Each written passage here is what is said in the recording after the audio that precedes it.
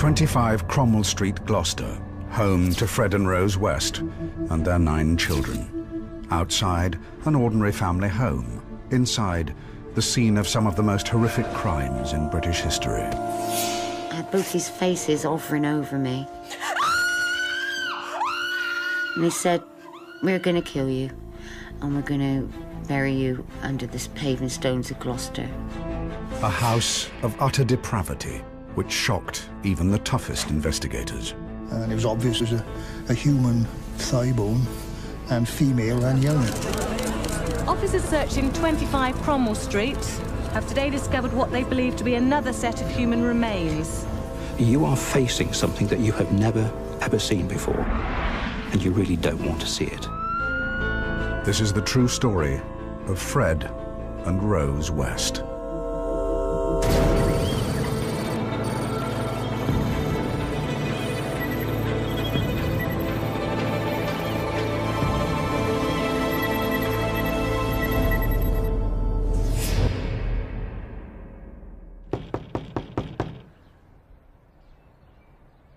The 24th of February, 1994. The last night Fred and Rose would spend together after 22 years of marriage, and the start of a murder investigation that would shock the world. Fred West, a builder in his 50s, worked hard to pay for his house in the centre of Gloucester, where he lived with his devoted wife Rose and their children. These were people who were well regarded. I mean, they weren't highly regarded, but at least well regarded by most of those around them. Bit eccentric, bit odd, but do anything for you. Summer 1969. Rose was waiting for a bus when Fred first saw her. She was almost 16, and Fred was 28. Fred tracked Rose down to the cafe where she waitressed. Thick-set and strong, the son of a farm labourer, Fred got his way with the women he pursued. Soon, Rose was Fred's lover, and pregnant with their first daughter, Heather. Over 20 years later, and Heather had been missing for 7 years. Allegations of sexual abuse within the West family alerted Gloucestershire police to Heather's disappearance. After an initial search failed to locate her, Detective Superintendent John Bennett was brought in to investigate. What that basically meant was that either she had gone abroad illegally because she wouldn't have had a passport, or was dead. The police search quickly centred on the West's house in Cromwell Street.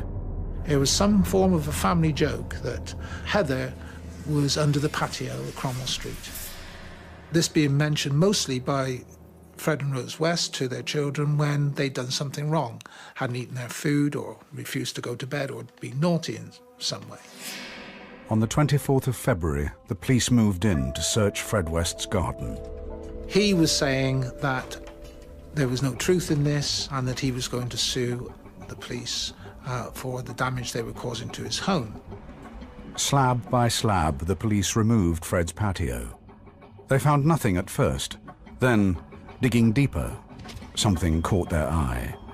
It was a bone, but was it human? They called in forensic pathologist Professor Bernard Knight to find out. And it was obvious that, 2 seconds it was a human thigh bone, and female and young. Fred had broken a sewer pipe at some stage in his digging. So I was digging through a mixture of Gloucester clay and, of course, the sewage. So it was a sort of black, sticky mess.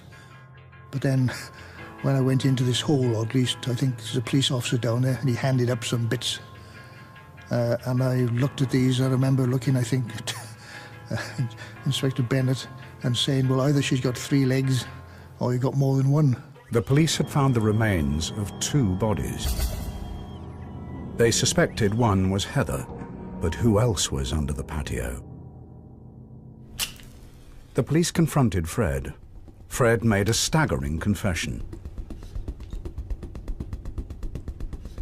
Not only Heather, but 2 other women were buried in the garden. One had a name. He said she was Shirley Robinson, his secret lover, and pregnant with his child. The thing I want to stress, is Rose doesn't know anything at all. She hasn't done anything. The other, he claimed, was Shirley's mate. The police needed more information, but Fred kept changing his story. One minute he was making admissions, the next minute he was denying that he had done any of these murders and it was somebody else. She's not going to let me say to her, I strangled Heather without coming straight to the police. Don't get Rose wrong.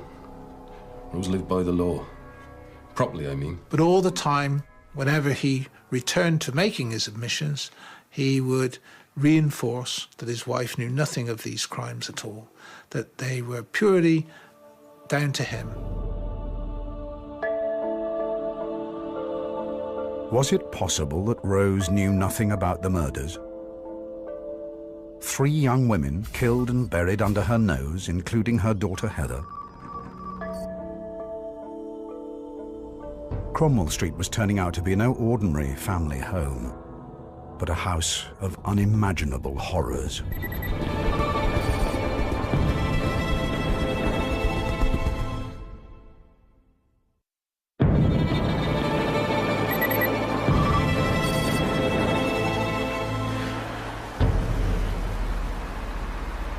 In 1994, one of the biggest criminal investigations in Britain began in an ordinary house in Gloucester. The remains of 3 young women had been recovered from under the patio at 25 Cromwell Street. One of the victims, Heather, was the teenage daughter of builder Fred West, who'd confessed to all 3 murders. Now, Fred had started to change his story. But in one thing he was consistent. His wife, Rose, knew nothing about the murders. I know she doesn't like the law, but she'll not have it broken. He even started to converse with the officers off tape, almost suggesting that he wasn't guilty of murder, he was guilty of manslaughter, that he would be out soon, that this would all be some big tragic accident that he would portray. Was this a case of manslaughter, as Fred claimed, or were his quick confessions masking something far more sinister? Evidence found with a 3rd victim pointed to murder. One of them had a black plastic or leather belt with a buckle, again put round under the chin and over the top of the head. Of course, because all the soft tissues had gone, everything had sort of moved a bit and fallen about, but it was obvious that this was some kind of bondage thing on the head. But who was the 3rd victim? All the police knew was what Fred had told them. She was the friend of his secret lover, Shirley Robinson, the 2nd victim found at Cromwell Street. It was obvious it was going to be hard to identify these bodies because the bones themselves never give you any clue as to who the person is, not the bones. Usually it's the face, the skull and the teeth. And of course that's the province of Professor Whittaker.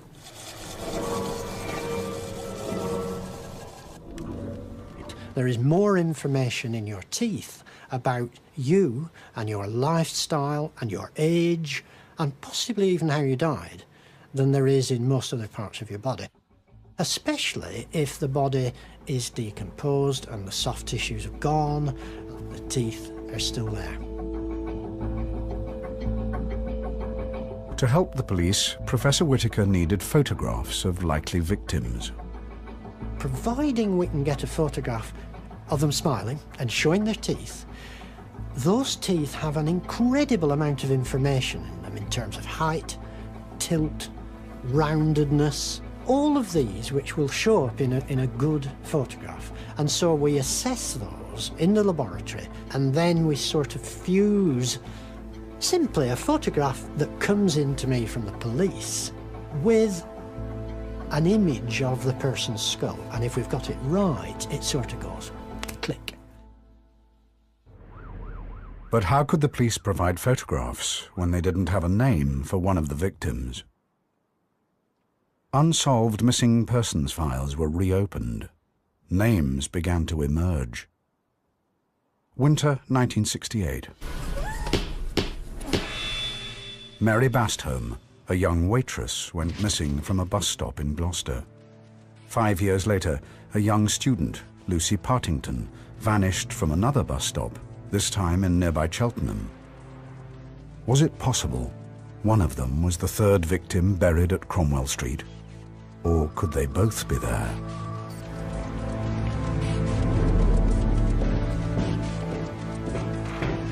Forensic psychologist Paul Britton was brought in to profile Fred West and answer the burning question: were there other victims? I was in a position where I had paperwork that went back 20, 30 years. And as I began to look at that, then the bells began to ring rather grimly for me.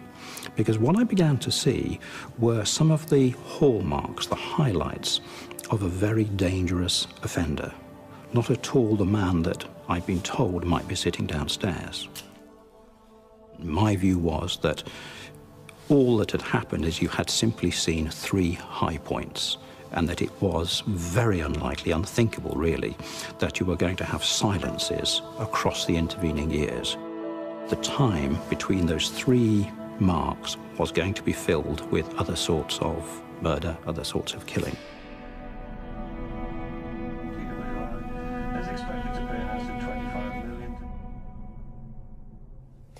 A man will appear in court this morning following the discovery of 3 bodies in his back garden. 52-year-old Fred West from Gloucester is accused of murdering the women, including his 16-year-old daughter Heather, who disappeared in 1987. I listened to the news and I just went straight back to 1972, and I was there again, and I remembered those words, you know, bury me under the paving stones. There was hundreds of girls, and I thought paving stones, patio, same thing. Caroline Roberts looked after Heather when she worked for the Wests as a nanny. Deeply disturbed by news of her death, she rang the police to offer a statement. That night I couldn't sleep at all. I knew the police were coming in. I was trying to remember all the things that I took 22 years trying to forget.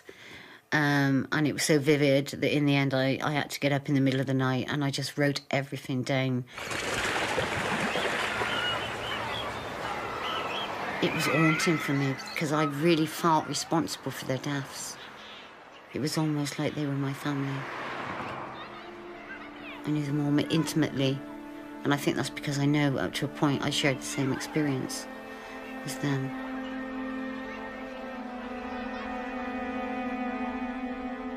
Another call to the police, this time from a friend of the parents of Linda Gough, a girl who had gone missing in 1973 and whose last known address was 25 Cromwell Street. New information started to emerge.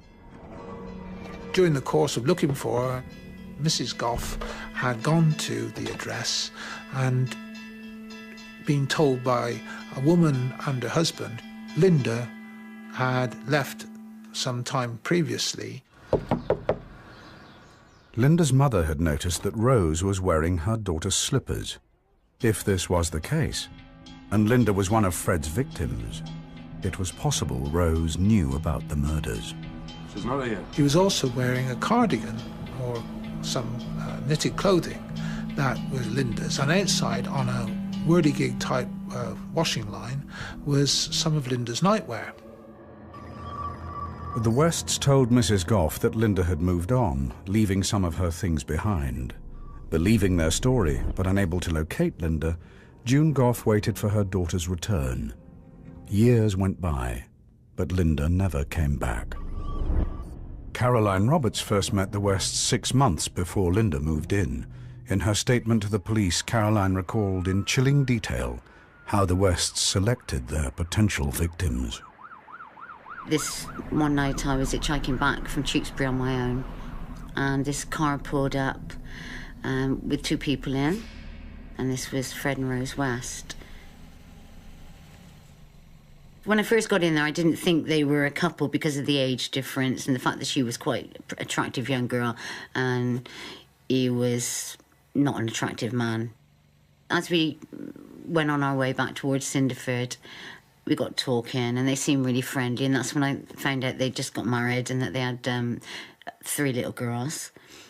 And they were talking to me and asking me about what I was doing and that, and I said that I tried to avoid being at home as much as possible because my stepdad, we kind of just didn't get on. And with that, they both at the same time just turned around and said, hey, would you like to come and work with us, looking after our children? And within a week of meeting them, I moved in to 25 Cromwell Street. Caroline's job would be to look after Heather, newly born baby May, and Anna Marie, the oldest child from Fred's first failed marriage. One of the strange things was that they had a lot of visitors, mainly men, come into the house. And I used to look after the children while Rose was with these men. And I'm sure she must have told me she was a masser, which I believed at that time. There was an even darker side to Fred. He'd tell me things like he'd performed abortions. Oh, don't worry if you get pregnant, Caroline, you know, we can put you right. I can do abortions. I've done abortions before now. And the sickening thing was that he would say things like, yeah, and the women were so grateful they'd offer their bodies to me straight after. Which, yeah, and I thought, nah, this man's just making it all up. He ain't right. Shortly after, Caroline left Cromwell Street hoping never to return. But Fred and Rose had other plans for her. For Paul Britton, Caroline Roberts' statement made one thing clear: the house was the key. To understand the Wests fully and what went on inside their home, he needed to visit the crime scene. He needed to visit Cromwell Street. It was an ordinary house. It was one of a row. It was the end one, as I recall, and I think its neighbour on one side was a church. The church walls made the boundary on one side of the house. Going up the stairs, they're quite steep, but as you turn round on the back of the doorway and the bit above the doorway, there is a full-length picture of a woman, very reminiscent of the younger Rosemary, beckoning. Disturbing details of the Wests' lives started to emerge. Bedrooms Rose used for prostitution, fitted with listening and recording devices so that Fred could watch. But most significant of all for Britton was the cellar.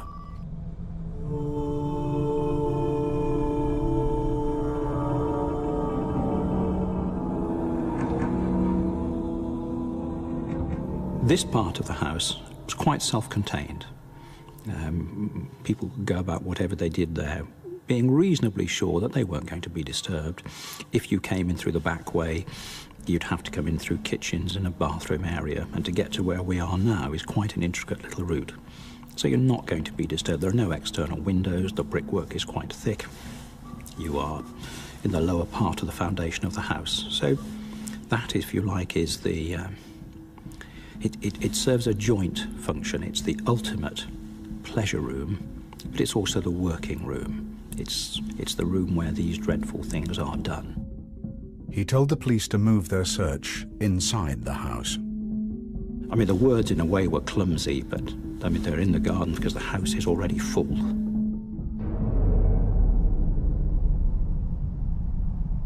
Paul Britton had said that West was a predatory sexual psychopath, and he had said quite clearly that there was a possibility of there being more victims. I'm saying now that you are facing something that you have never, ever seen before, and probably very few of your colleagues have seen, and you really don't want to see it. The police began to search the cellar for more victims. Fred was told they had moved inside the house. He was also questioned about Linda Goff and why Rose had been wearing her clothes. Fred refused to answer. Just after 5:30 that afternoon, I received a phone call from the cell block to say that Howard Ogden, the solicitor who was representing West, had asked to see me urgently.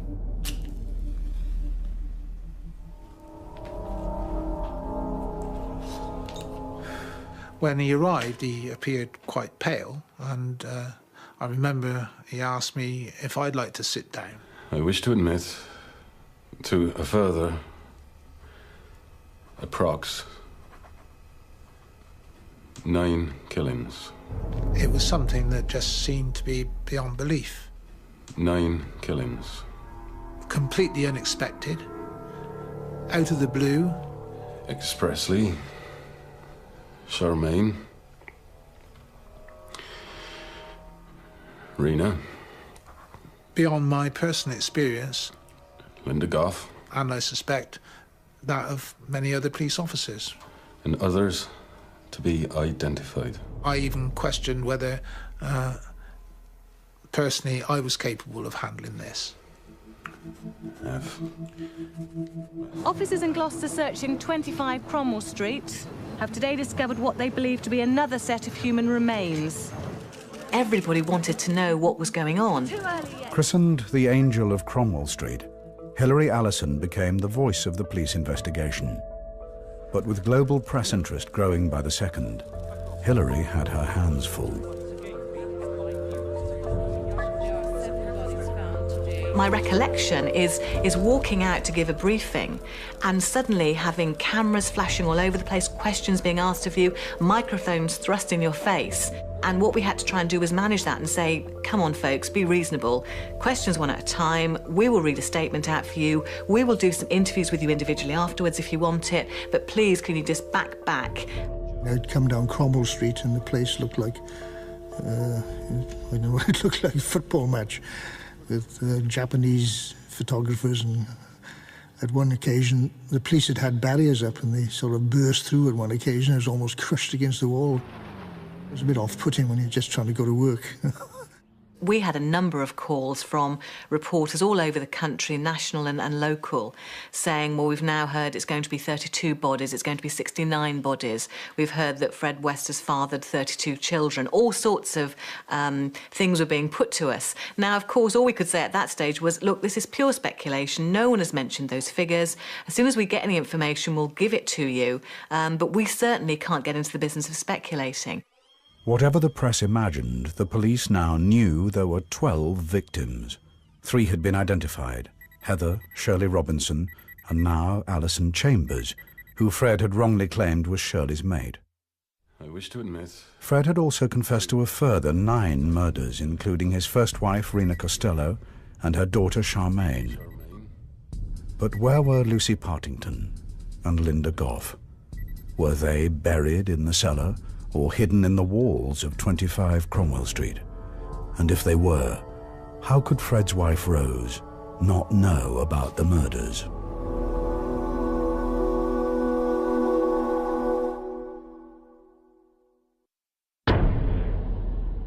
Fred West had confessed to the murder of 12 young women, but the horror was not confined to West's home in Cromwell Street.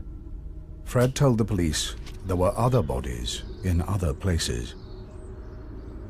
He led them to Muchmarcle near Gloucester, the tiny rural village where he grew up. This field's known locally as Letterbox Field. When we brought him out here, hoping that he could identify the location where he buried the body.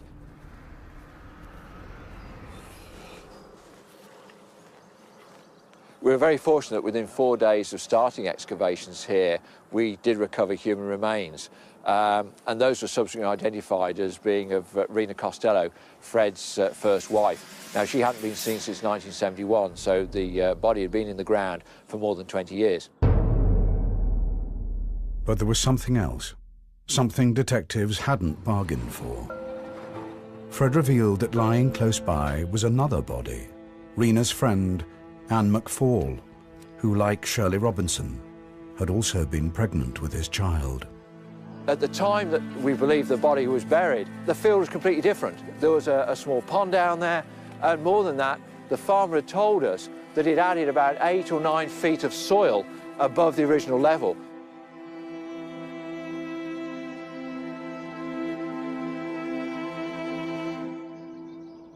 We spent 2 months here, digging out a huge amount of ground. In fact, the hole was the size of an Olympic-sized swimming pool. We'd done all this work, and we were almost on the point of closing the operation down when we finally discovered the remains. The recovery of the remains of Anne McFall was rather poignant here because we believe that she was probably the first victim of Fred West, and she was the last one to be found. Inside West's home at Cromwell Street, the police search was also reaching a conclusion. Inch by inch, they'd stripped the house bare. 5 more unknown victims had been painstakingly exhumed from the basement, and in the bathroom, they finally found the remains of Linda Gough. Cromwell Street was empty at last. With nothing left to find, and the media demanding information, the next task for the police was to identify the victims.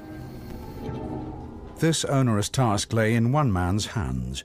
Professor Whittaker was making progress with a skull from the cellar, with a distinctive clue to its identity.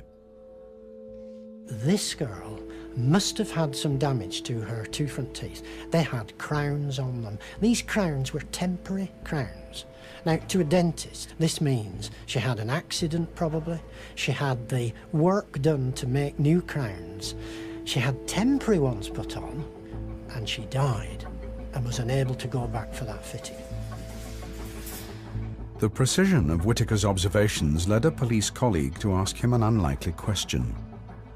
She remembered an incident from a hockey match many years before, when a local girl had her teeth knocked out, and she asked if it could be the same girl. We had, I don't know, 10,000 missing girls in Britain. They were in the frame. And a woman police detective says, do you think it could be this girl who was playing hockey? And of course the answer has to be, it's incredibly unlikely, but we ought to check it out. The team was put on to sort this out, and it turned out to be her. I realised that Lucy wouldn't be dead if she hadn't been a female and if she hadn't been collided in this most extraordinary and incomprehensible way with the world of the West that was the complete opposite of her life. The girl who'd once played hockey was Lucy Partington. After 20 years of waiting, Marion could lay her sister to rest. She asked the police if she could see Lucy's remains.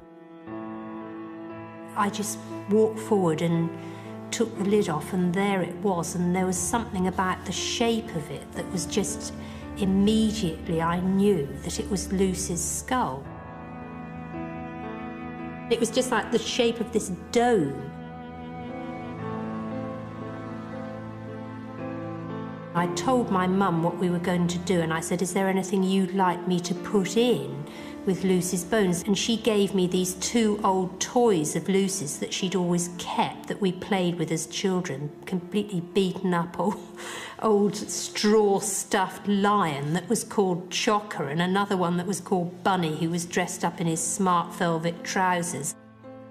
We put Chocker and Bunny in either side of her skull and wrapped it all up. You know, it was like tucking up what was left. It really helped to make it real.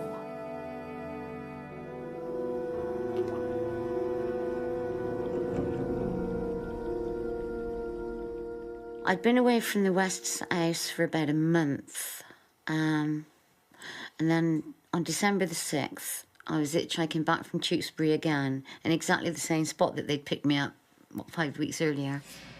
When they pulled up, they were both sat in the front, and Rose opened the window, the passenger side, and was all smiling.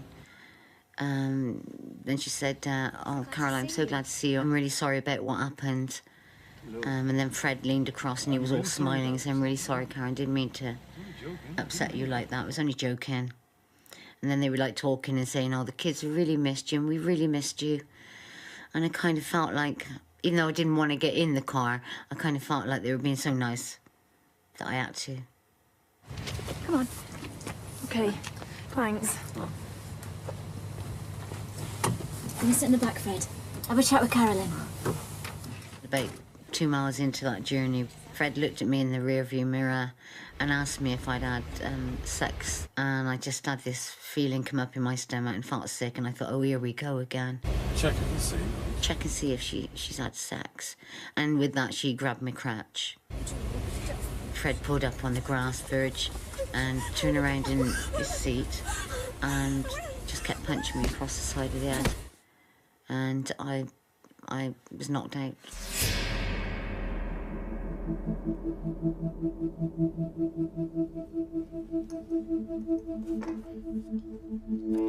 When I came through, they'd tied my hands behind my back with my scarf, and they were wrapping like parcel tape all around my head. They were telling me, if you just calm down, we're just going to make you a cup of tea, tidy your back up, and then we're going to take you home. And they did do that. They sat me down and they took the tape off me, undid my hands, and gave me a cup of tea, gave me a cigarette to try and calm me down.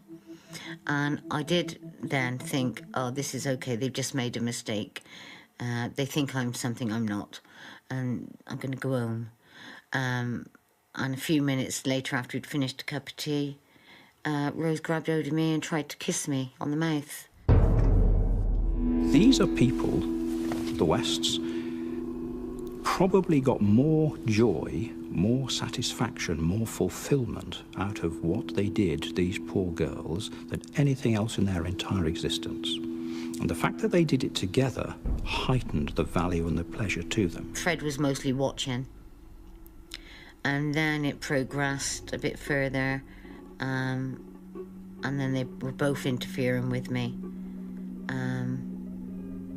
and discussing my genitals. And Fred was saying that there was something abnormal about my genitals, but not to worry, because he could put that right. If you look at what happened to her, you see the antecedents, you see the script, if you like, for many of the things that were to come later and to be enacted with the victims who were murdered most terribly. And so they decided to stop and, right, we'll calm you back down now, we're going to take you home soon.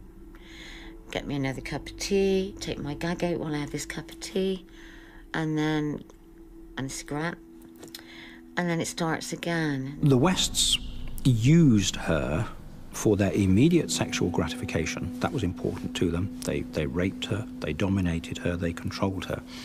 But remember, even at this stage, they were not in a hurry. They didn't expect to kill her necessarily, but neither did they expect her to be gone from them very soon. One of their weaknesses, one of their areas of being blinkered, is not really to understand that other people really are sentient, active people. And that means if they can get away, they will. If they can oppose, they will. And so I tried to shout out. Rose put a pillow over my head and smothered me. First I was kind of struggling with it, and then I thought, no, just go with it. You know, you kind of give up. And it's just so easy to just let it go, just go off to sleep, and that's it, it's over with. Fred came back and pulled the pillow off me, and that's when they ripped me up by my neck, and that's when they threatened to kill me. They said, I had both these faces hovering over me, and they said, we're going to keep you in the cellar and we're going to let our black friends use you, and when they've finished with you, we're going to kill you, and we're going to bury you under the paving stones of Gloucester. And he added that, you know, there are hundreds of girls buried there, the police haven't found them, and they're not going to find you.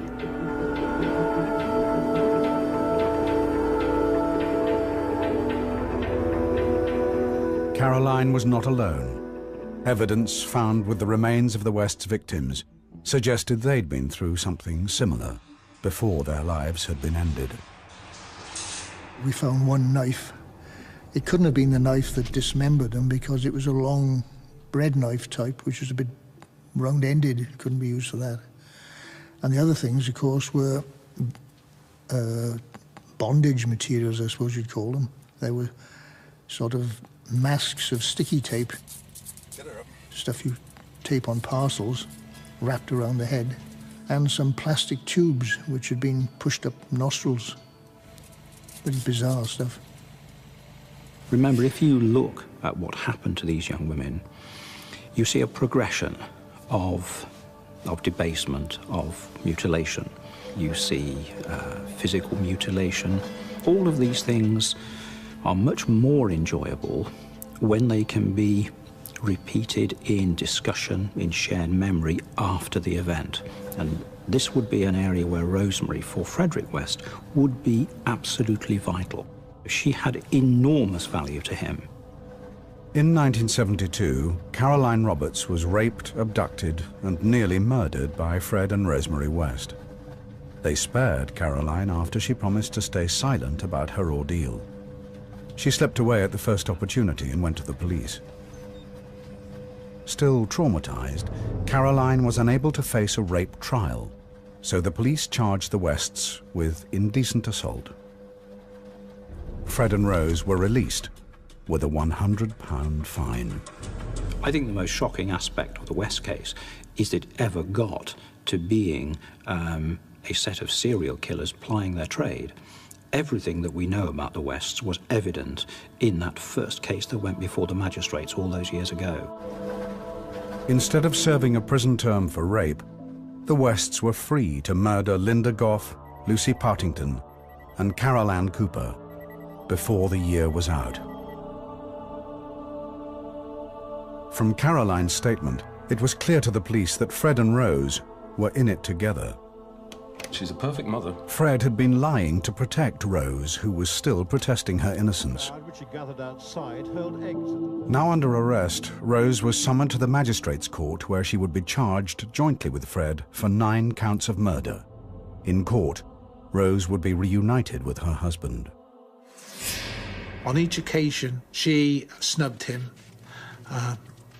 looked away from him, didn't accept his attempt at touching her or advances, and this clearly quite perturbed him. Rejected and dismayed, Fred wrote Rose a letter. Well, Rose, it's your birthday, and you'll be 41.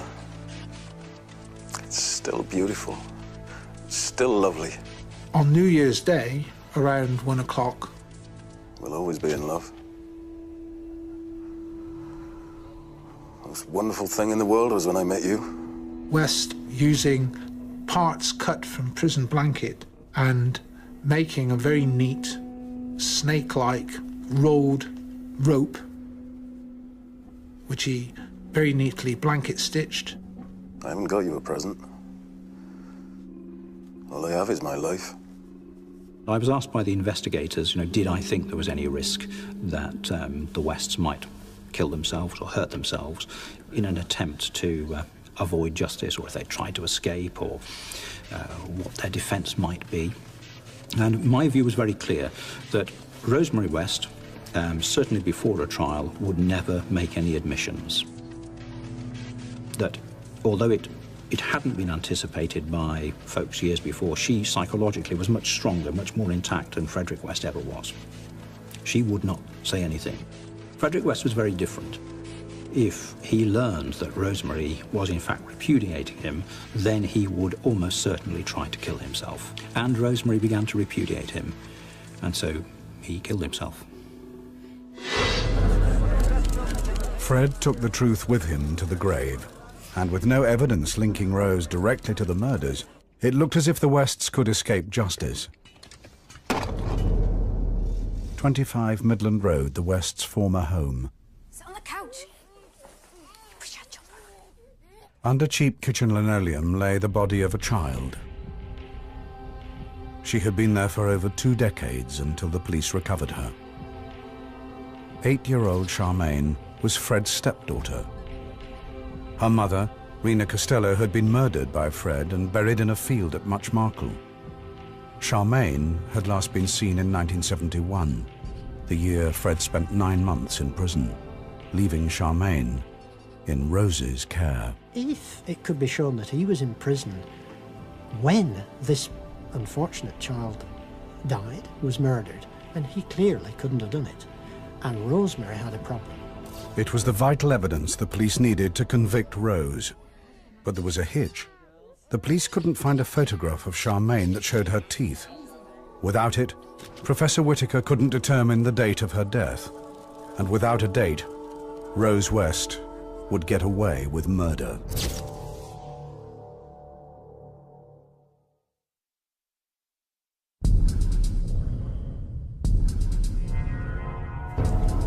Before he killed himself, Fred West confessed to the murder of 12 women. 9 were found at Cromwell Street, and now 2 more burial sites had been uncovered. Rena Costello, Fred's first wife, and her friend, Anne McFall, had been found under the fields at Much Marcle. And now Charmaine, Fred's 8-year-old stepdaughter, was being exhumed from 25 Midland Road. With Fred West dead, and no evidence to link Rose directly to murder, it looked like the Wests could escape justice. The police needed to convict Rose of murder. They needed to prove their hunch that Rose killed Charmaine while Fred was in prison. To prove this, the police had to find a photograph of Charmaine showing her teeth, so Professor Whittaker could match it to her skull and work out the date of her death. Well, I was actually sort of almost in despair. The really sort of professional answer that I wanted to be able to give, well, 2 professional answers. Who is it? And when did she die? I couldn't answer either. Then Professor Whittaker had a stroke of luck. A fax, intended for Rose West's defense team, was sent to him by mistake. I couldn't believe it. Out came not a kind of sort of document, which I could sort of look away from and, turn it over and take away. It was a photograph. And it kept coming out, as faxes do, and it came bigger and bigger and bigger. It was the photograph of Charmaine West that we'd been looking for months and months and months. The police were also able to locate the photographer, who not only remembered the session, but also had a record of the date he'd taken it. This was the breakthrough they needed. Now that they had a reference point, Professor Whittaker could measure the amount of growth in Charmaine's teeth between the time the photo was taken and the point where growth had stopped. This gave him a probable date for Charmaine's death. The police had proved their hunch. Fred was in prison at the time. Finally, the case against Rose was building. Now they had a jury to convince. Rose West's trial began in Winchester in October 1995. Accused of 10 counts of murder, she pleaded not guilty to all charges. The prosecution needed an ace card. Caroline Roberts was asked to take the stand. I thought, right, I'm an adult now. Back then, I couldn't have handled it, but now I can handle this. I'm going to do it. What had happened to me had happened to these girls, and I wanted to at least get justice for them. And this time I didn't care what anybody said or thought about me. I was going in there and I was going to stand up to them. I knew she wasn't innocent. When I was attacked, the nearest I came to death was at her hands. And so I knew she was capable of murder. Had the combination of Caroline's strong witness statement and Professor Whittaker's evidence from the photograph helped to swing the jury? The jury came back. Rose West was found guilty on 10 counts of murder. The trial judge, in sentencing her, said she should never be released. She has always, from that time and continues to do so, maintained her innocence. Juanita Mott, Therese Siegenthal. Linda, if I know that Rosemary West was sexually abused as a child by her father, and I know that when she was 15, she was abducted from a bus stop and raped, and that 4 years later, when she was 19, that's what happened to Lucy. Catherine Costello. And I gradually, as the years have gone by, I've felt more compassion for her. Lucy Partington. And I do hope that something of her life can be healed.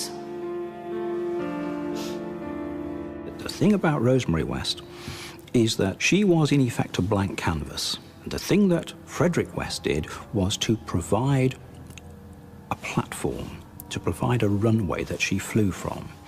He was able to nurture her, to encourage her, to, if you like, show her the way. What he didn't anticipate, I'm quite sure, but was enormously gratified by was the fact that she flew past him.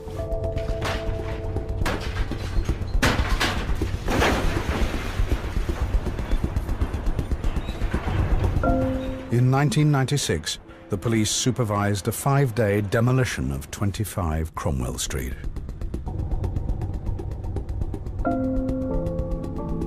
Speculation about other bodies, other possible victims of the Wests never found by the police, continues to this day.